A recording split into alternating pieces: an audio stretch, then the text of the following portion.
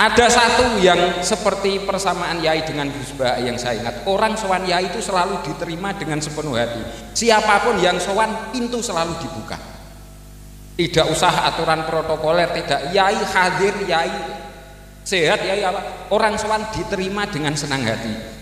Ini maziyah keistimewaan yang sangat tidak dimiliki oleh Gus Bah. Sepakat ya?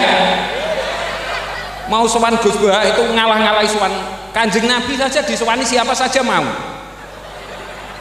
Apa ini sandure Kanjeng Nabi kira-kira? Saya ini alhamdulillah malam ini derajat saya naik senaik-naiknya.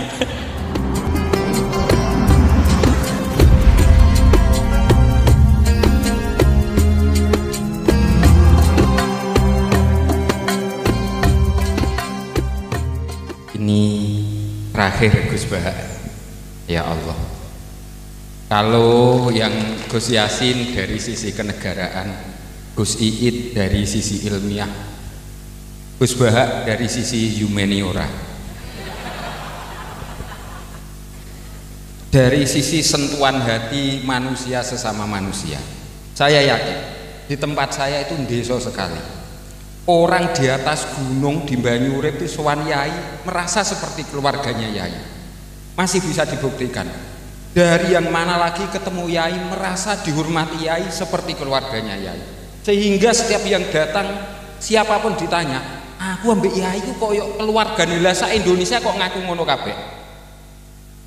Jadi sangat diharapkan sisi humaniora, sentuhan-sentuhan kemanusiaan. Padahal di Banyurip itu tempat minyak ilegal itu, minyak apa ya? Kalau ada Pertamina di sana Pertamini, minyak ilegal itu sowan Yai ya ditemoni Yai, ditanya anakmu piro, wedhusmu ono sing mati apa ora, ya seperti itu, sehingga merasa dihormati, disentuh sisi kemanusiaannya, sehingga Yai dimanapun orang didatangi Yai itu bahagia. Seperti misalkan saya didatangi Gus Bah, bahagia rasanya. Cuman Gus Bah tidak mungkin ke tempat saya, tidak mungkin kelihatannya. Ada satu yang seperti persamaan Yai dengan Gus Bah yang saya ingat, orang sowan Yai itu selalu diterima dengan sepenuh hati. Siapapun yang sowan, pintu selalu dibuka. Tidak usah aturan protokoler, tidak. Yai hadir, Yai sehat, Yai apa? Orang sowan diterima dengan senang hati. Ini maziyah keistimewaan yang sangat tidak dimiliki oleh Gus Bah. Sepakat ya? Mau sowan Gus Bah itu ngalah-ngalahi sowan Kanjeng Nabi saja, disowani siapa saja mau. Apa ini sandure Kanjeng Nabi kira-kira? Saya sowan itu yang nemoni Gus Sabror.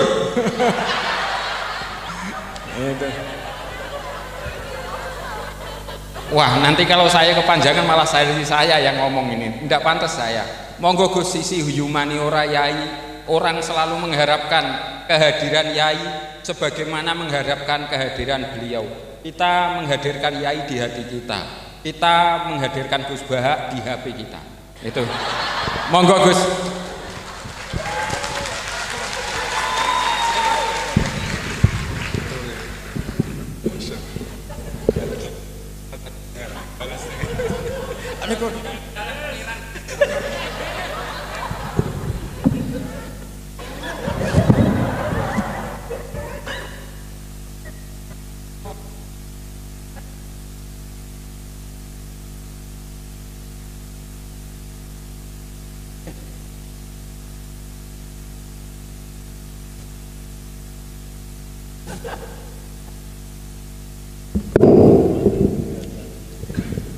Assalamualaikum warahmatullahi wabarakatuh. Bismillahirrahmanirrahim. Rabbi shrah li sadri wa yassir li amri wa hlul 'uqdatam min lisani. Allahumma shalli wa sallim ala habibika Mustafa Muhammadin wa ala alihi wa sahbihi asmin. Nama ba'du.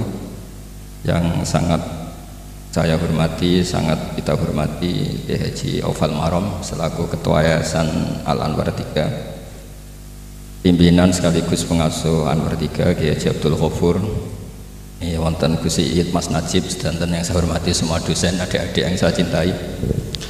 Saya ini alhamdulillah malam ini derajat saya naik senaik-naiknya. Karena seumur-umur saya ini hanya bangga punya guru Mbah Mun.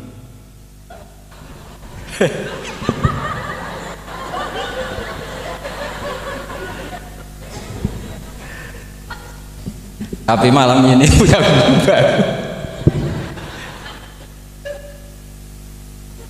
Nah, ini sekaligus Pak dicatat oleh Ketua Yayasan Gus Aufal tadi, Pak Amin mengaku saya muridnya. Ini satu kezaliman.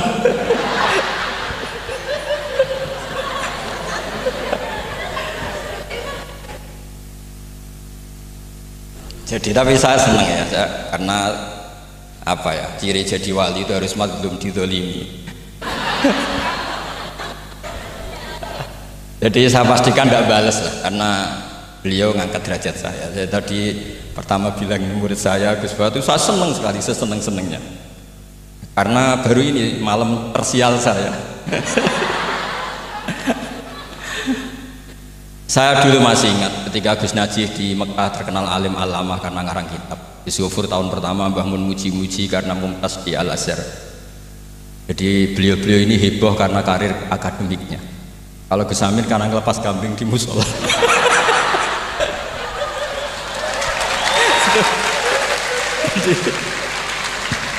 Jadi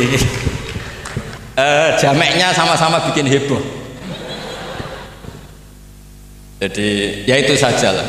Niru itu udah bisa penuh ya, sudah niru hebohnya saja. Tadi karena Gus Aufal baru masuk, tadi Gus Aminoto bilang gini Gus Aufal, dulu Mbah Mun sayang saya sampai dicatrikan istri. Apa Gus Yofur bisa nyarikan saya istri? Itu bener-bener kefasikan baru dalam.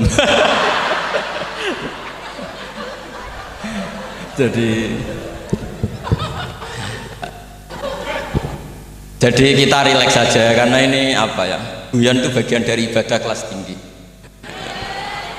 Ya ini betul, saya dulu mengkaji sama Gus Yofur seperti beliau tadi cerita. Di antara kegiatan beliau kalau malam belajar usul fikih, kita belajar bareng-bareng. Di antara pendapat usul fikih yang menyenangkan kita itu adalah mubah itu wajib. Dan itu saya kenang betul. Izma min mubahin ila wa yatahaqqaqu bihi tarku haramimma. Ayatahaqqaqu bisukun tarkul qat'i wa bisukut tarkul qadar. Itu pasti Pak Amin tidak bisa. Hafal sebanyak ini tidak bisa. Jadi dia itu pelarian karena ngapalkan nggak bisa, ya sudah gojlok saya. Tapi ya tetap tidak level lah, kira-kira gitu. Tidak level, jadi nggak level. Artinya begini ya, malam ini kita guyon nikmati suasana seperti ini dengan Gus Yofur, dengan Gus Aufal. Malam ini artinya kita ada dugem. Malam ini kita ada zina, ada dugem, tidak melihat hal yang maksiat. Jadi mubah itu tarkul haram. Tarkul haram wajib, meninggalkan haram itu wajib. Berarti fi'lul mubah juga wajib. Tapi mubah loh ya, bukan lepas kambing di musola. Kalau itu tidak wajib ya tidak mubah, haram. Tapi di pondok ada adat, kalau yang melakukan itu Gus itu makfu. Jadi kalau di bab najis ya najis makfu lah, itu kira-kira. Artinya khazanah kita cukup untuk menganalisis itu. Saya memang di antara murid yang sering mengkaji Mbah Mun secara fikih. Saya pernah bilang di rumah dinasnya Gus Yasin, bagaimana beliau tadi menyinggung, ketika Gus Yasin diduetkan dengan Pak Ganjar, ini menjadi fikih abadi bahwa ada fikih besar, yaitu ulama tidak ada tradisi atau tidak boleh ada tradisi berhadapan-hadapan dengan umarok. Kita sama-sama berduet untuk kelangsungan bangsa ini secara damai dan bermartabat. Jadi nggak penting menurut saya Gus Yasin wakil gubernur, apa Gus Yasin ketua DPR dulu, Kak Kamil ketua DPR, Gus Kamil. Yang menjadi penting bagi kita adalah fikih ini akan abadi. Itu juga ketika Gus Yofur sekolah sampai doktor, bahwa ulama sealim Mbah Mun, putra Mbah Zubair tidak anti dunia kampus. Sehingga Gus Yofur sekolah ya sampai doktor. Juga beliau tidak anti khusyuk, tadi kata Gus Iid, khusyuk yang dimaksud Yai bukan terus khusyuk, karena Yai sering menghentikan manis zada khusyuan zada jalan, terus ada orang kayak Gus Amin, dia nggak khusyuk supaya nggak dikatakan bodoh. Itu memang cara beliau melawan makalah itu. Kalau beliau khusyuk kan nanti zada apa? jalan, maka pura-pura ada khusyuk. Selain itu fakta terus ya sudah jadinya seperti itu. Saya itu sering meneliti fikihnya Mbah Mun, mulai yang tadi. Kita masih ingat ketika Yai mau ketemu Bu Mega ketika mau haji. Yai tindak Jumat, ketemu Bu Mega itu Sabtu, beliau terbang Ahad. Di antara yang dihentikan ke santri-santri, kira-kira gini maknanya, besok saya ketemu Ibu Mega dan ini bagus supaya Indonesia damai karena ulama dan umaroknya ini satu kombinasi antara nasionalis dan religius. Beliau itu paling menghindari kalau Indonesia chaos, kemudian ada dosa yakulu batum bato. Kalau chaos itu mungkin potensinya saling bunuh, saling apa. Sehingga ketika melihat Mbah Mun ketemu Mega itu pikiran pertama saya adalah sabut bima, jangan sampai terjadi. Karena biatan pertama Al-Quran adalah wa itakhadna mitsaqakum la tasfikuna dima'akum. Dan itu beliau melakukan itu dengan cara yang sangat elegan. Ketemu orang yang benar-benar jadi aktor di Indonesia. Siapa yang nggak ngerti Mbah Mun aktor penting dalam perjalanan agama di Indonesia. Mega sebagai simbol nasional. Beliau dengan besar hati ketemu, dan itu kita membaca fikih sebagai bentuk hiknan lidima'il muslimin, upaya supaya Indonesia itu damai baik-baik saja. Saya tentu belajar banyak dari Gus Zofur ketika menafsirkan kenapa Al-Barjanji itu menjadi mujad. Kata Gus Zofur, padahal karangan Al-Barjanji itu tidak besar-besar kayak Sayyid Zabidi yang ngarang. Karena ketika negara lain bingung ya, atau beliau bingung menemukan format Islam, masih perang, mencari bentuk ini Sunni atau apa, ribet perang. Indonesia itu terbangan. Betapa indahnya Indonesia, serah usah perang, terbangan. Gitu. Ya ini gejolak-gejolokan, ya rileks santai. Sampai saya tidak tahu ini kiai dari mana. Makanya ini sekaligus untuk mahasiswa baru, cerminan dosen Anda ya, mulai yang waras kayak Gus Zofur sampai yang kewarasannya kita tidak tahu tapi ya waras. Itu tadi Gus Zofur menambahkan Aminoto Setio Garwo. Saya tidak tahu itu tambahnya Gus Zofur apa ada di aktenya, nggak tahu saya. Tapi saya kenal Gus Amin itu lama sekali. Jadi saya tidak perlu cerita kalau beliau pernah ngaji saya karena nanti kasihan. Saya tidak perlu cerita itu karena saksinya lebih banyak beliau ngaji saya ketimbang saya ngaji beliau. Tapi itu cara beliau punya harga diri, ya monggo itu kalau saya terima dengan lapang dada. Jadi beliau orang kedua setelah Mbah Nawawi yang ngaku saya sebagai muridnya. Tapi saya mau cerita yang agak serius, ini 5 menit tentang fikihnya Mbah Mun. Tadi Gus Said bilang termasuk yang tahu banyak tentang karangan Mbah Mun termasuk tentu saya, selain santri-santri yang saya pernah ditanya Mbah Mun ketika film Masjidin Nabawi, ditanya, "Nah, apa kowe Mbak Gofur kok ngotot aku seneng nulis?"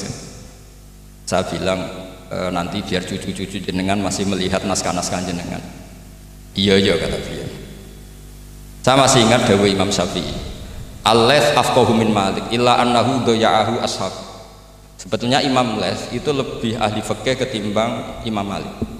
Padahal Imam Syafi'i itu muridnya Imam Malik, tapi fil fikih muji Imam Laits. "Al-Laits afqahu min Malik illa annahu doya'ahu ashabu." Tapi sayangnya Imam Laits ini murid-muridnya nggak ada yang benar, karena tulisan-tulisan Imam Laits ini tidak ditadwin, tidak dimudawwan. Maka kita tidak ingin Mbah Mun yang kita idolakan, kita gurukan, kemudian bukunya tidak mudawwan.